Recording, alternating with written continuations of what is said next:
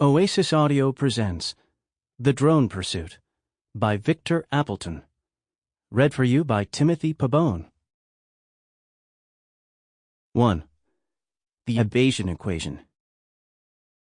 The camera scanned the crowded hallway. A steady stream of students flowed below. "You will never believe what Dina did this weekend," said a girl's voice. "What?" asked another girl. "Her entire family went to," said the first girl's voice, before fading into the clamor of other random voices.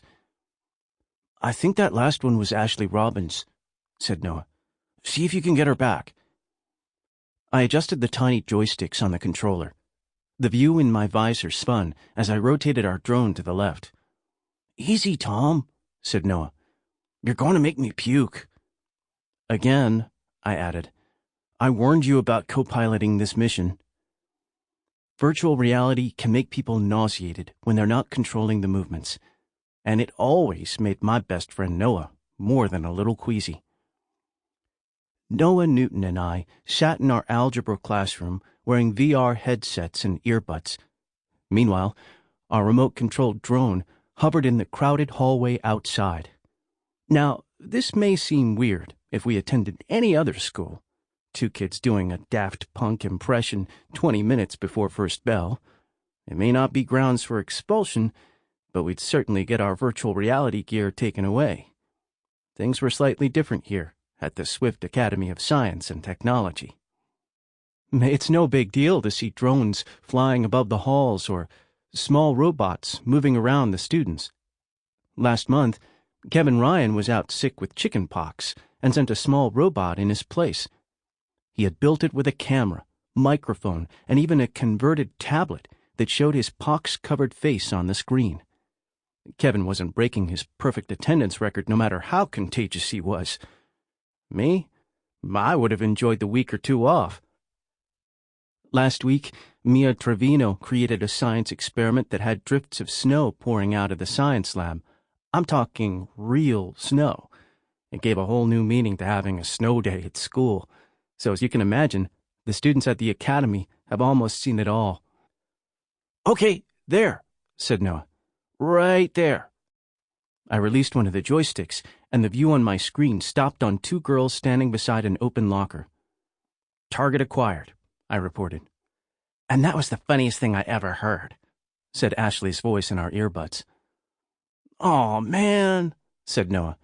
"We missed it." Noah and I had spent the entire weekend building a cool surveillance drone. We had modified one of Noah's old drones that came with a small camera on the front. I added an extra camera on the back and 3 tiny microphones, one on each side and one on the front. And with both of us wearing virtual reality visors, it felt as if we were inside the drone itself. Sure, VR drones are pretty common, but ours was special for a few reasons. One thing was my custom-built tiny parabolic directional microphones. Each one had a tiny dish behind it that focused the sound waves into the microphone. Theoretically, they could not only pick up quality audio from several meters away, but they could also pinpoint and isolate the source of the sound. For example, someone gossiping in a crowded hallway. Another thing that set our drone apart was the sweet bit of code Noah had written for the onboard audio filters. See, the trouble with having microphones on drones is that they'll always pick up the whirring sound of the 4 propellers.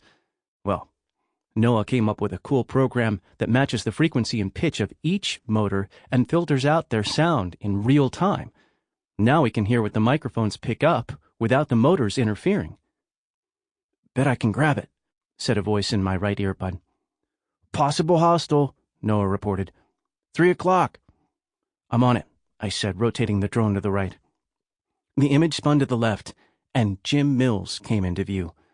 The older, much taller student grew larger in frame as he and his friends walked up the hallway. Jim grinned as he reached a menacing hand toward our drone. "Dude," said Noah. I flicked a joystick, and our drone zipped to the right, escaping his hand. I adjusted both joysticks to take the drone even higher, out of Jim's reach. Jim and his friend's laughter sounded in my left earbud as they continued down the hallway. "Close one," said Noah. Sample complete. Ready to continue?